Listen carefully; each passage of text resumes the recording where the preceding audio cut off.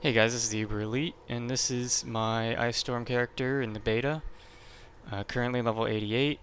Pretty much done with this character. I've tested out a lot of stuff. Might test out some more, but thus far, I'm going to show you guys a few things about the skill. So for those of you that aren't aware, Icestorm is a skill granted only by this staff. It's a level 1 Icestorm.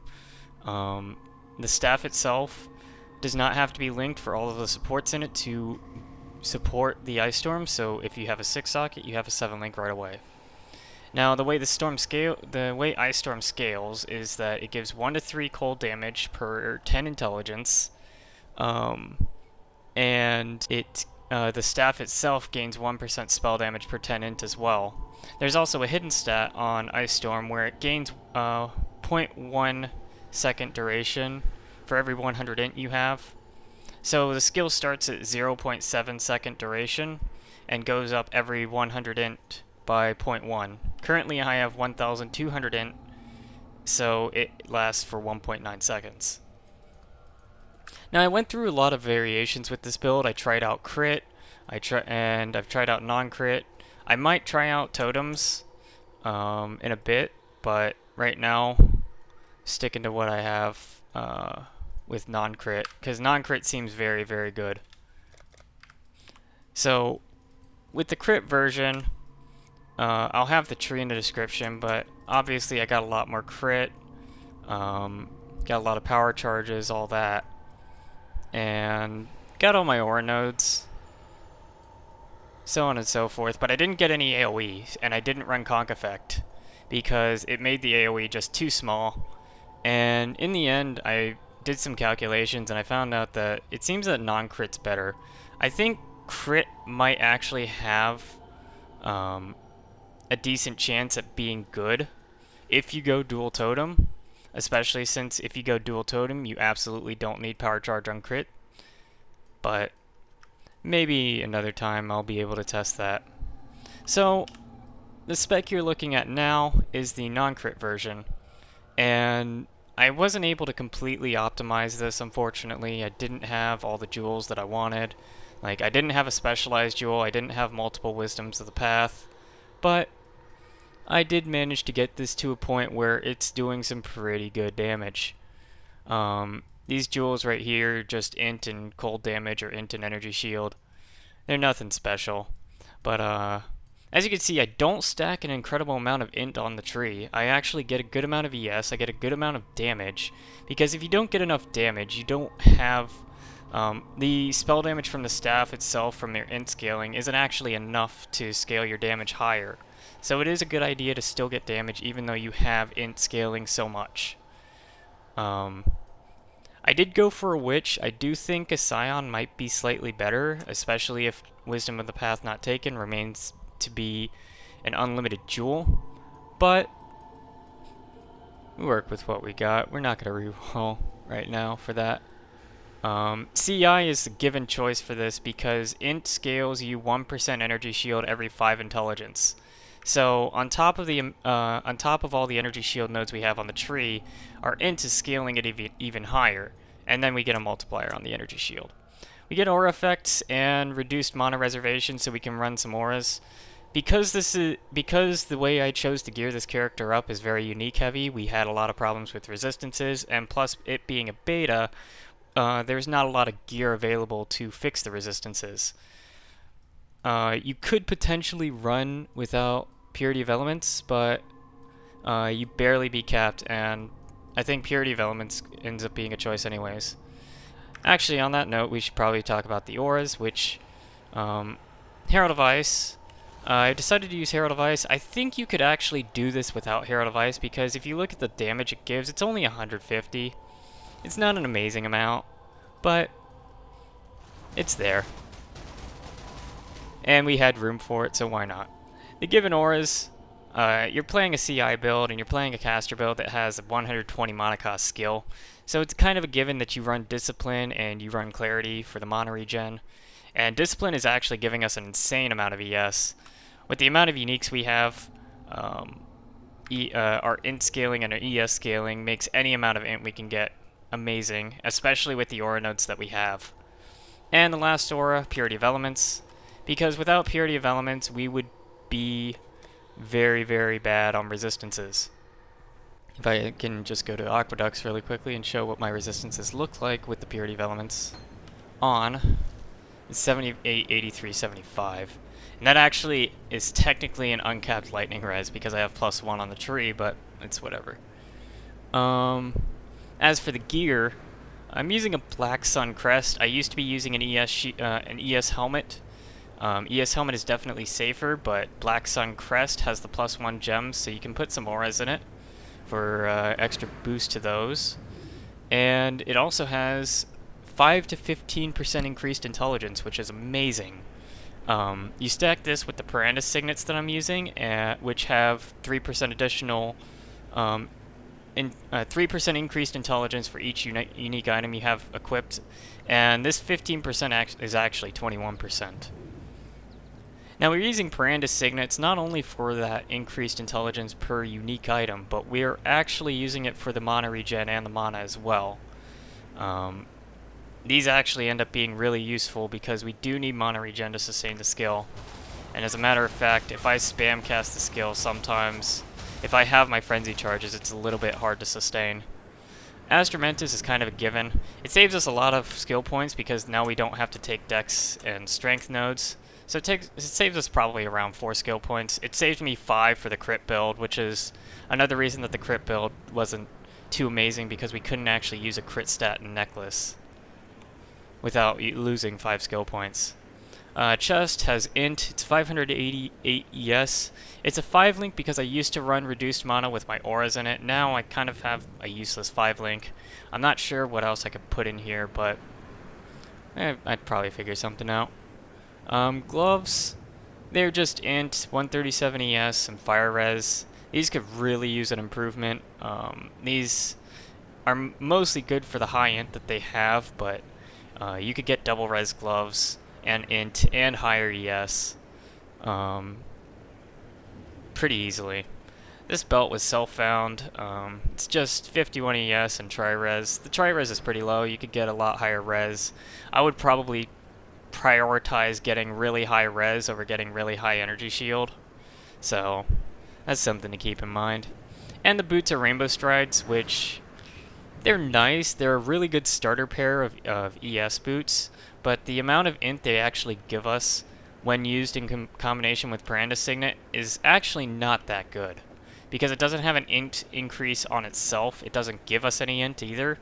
A rare pair of boots with 2 high resistances and higher, you could get higher move speed. You could potentially get higher ES and mana, but that's going to be kind of hard to find in beta. So just used Rainbow Strides, but you do have way more potential if you do get int boots. So with all of that, we actually end up with 1220 int.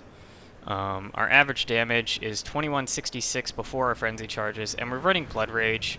I'm not sure if they're still planning on nerfing Blood Rage for CI and making it a Fizz degen, but right now we're using it. And this gives us a nice boost to our damage because of the more multiplier on frenzy charges. I only have 3 because I grabbed the power charge because I was originally crit. I would actually get the frenzy charge for this version, personally, but yeah. As for our skills, on that note, talked about the auras already. We have Rallying Cry. This gives us a small damage boost. I would really like to have this linked to increased duration, but chromes weren't being too nice to me. The links on my Icestorm are Hypothermia. Hypothermia is pretty much a given because of the chilled ground effect. It's basically a guaranteed more multiplier. That doesn't actually show on our tooltip, by the way, either, so keep that in mind. Cold Penetration, pretty much a given. Life Leech, well, you gotta sustain somehow. Unless you're going totems, you need Life Leech. You're gonna be pretty fine on single reflect rares, but Thornflesh, the Bloodlines mod reflect, is actually pretty painful. Concentrated effect on the non-crit version because we can actually get AoE nodes and counteract the concentrated effect. Now this allows us to get a 59% damage multiplier while still having a 5% increase in area of effect. So very nice on that. Faster casting and spell echo allows us to cast the skill much faster. It does have a very slow skill cast speed. I do believe it's like either 8.8 or it's 1. I think it's 1 second per cast. So any cast speed you can get is really good. Hypothermia also has a hidden stat where it apparently has 10% chance to freeze chilled enemies, so that's also good. As for the gloves, we have increased duration linked to Blood Rage and Foul Discipline. These two are really good to have increased duration on. Foul Discipline is amazing. It gives me so much energy shield. I think I go up to like 16,000 every time I use it. And Blood Rage, well, increased duration allows us to not have to recast it in maps as often. Ideally, this would not be Frostbite, this would be Rallying Cry, but kind of hard to get 3 off colors with limited chromes. In the chest we have Purity of Elements, which is linked to something that doesn't actually support it. But we have reduced duration, less duration Lightning Warp, so we can get over ledges a little faster. Unfortunately, I can't link faster casting to it because it does increase the reservation of Purity of Elements. Arctic Armor is in the boots. Doesn't need to be there, but I have a Chaos Golem with just 2 random supports. Minion and Totem Elemental Resistance keeps it alive longer, and Blind. Well, it sometimes blinds stuff, but it's pretty rare. The Chaos Golem gives me physical damage reduction, which is it's a little bit extra. It's nice. The Arctic Armor is level 14. That is what I'm able to sustain. Although I do have a little bit of problems casting even while standing still with the 27.6 extra mana degen per second on the skill at that point. Other than that, yeah, the damage is pretty good. I'm actually not running a stun immunity or freeze immunity, if you'll notice, and this means you have to play well. You have to play smart and play well with your flasks. I do have a freeze and chill immunity flask. I would even recommend that even if you're using Dream Fragments or any sort of freeze immunity, just because chill is really annoying. Even if you're immune to freeze, getting chilled is just awful. Another reason I wanted to try out the non-crit version is that since we have those increased AoE nodes, it actually improves our Herald of Ice, and as you can see, we do shatter pretty often. We don't shatter every single mob, but we shatter a lot of them, and that's enough to add a good amount of damage, and it goes over a larger area. So, Curse of Choice, obviously Frostbite, gives us a chance to freeze, and drops their cold resistance. And yeah. So our damage with 3 Frenzy Charges up is 24-23. If you just do a 1 mob Rallying Cry, it's 25-21, which is pretty crazy. Our duration 1.9 seconds, so you can get it to last quite a while. Now, I do kind of want to try out totems, although it does kind of ruin the Blood Rage effect. But this will just be a 6-link for now. But if you look, like, if you can imagine this with 2 totems instead of 1, and an actual 6th link, yeah, it could get pretty good. Especially if you were to, let's remove Spell Echo, and let's just go increased AoE and just put it over a large area. Like, there's a lot of theories to ways to run this build, like instead of going Conk Effect and cast speed and all that, you could just try and max out your duration and just cast it like once over an area, have it last 5 seconds. So it'll be a really interesting skill. There's so many potential ways to build this that it's going to be really interesting when it comes out. But thus far, it seems fairly balanced. The only thing that I would argue against is that the chill effect is very, very strong, especially with hypothermia now being in the game. So I feel like it could use a slight nerf. Besides that, another thing that needs to be nerfed, I feel like, Wisdom of the Path Not Taken absolutely should be a limited to 1 gem. Specialized, I'm not too sure about because I didn't get to use it, but yeah. Still, I invested a lot into the damage of this character. The resistances are kind of sketchy for a hardcore league because not being overcapped on resistances for curses is... It's not the safest thing in the world to do.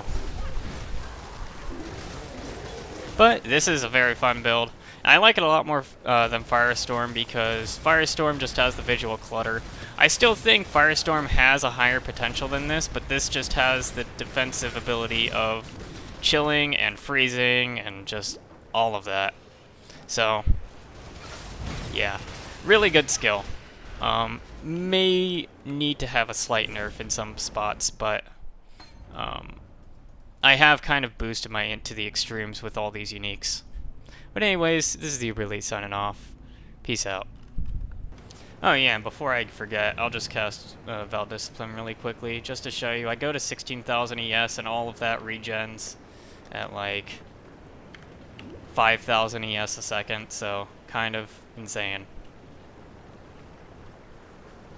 So yeah, only lasts 4 seconds, or 5 seconds though.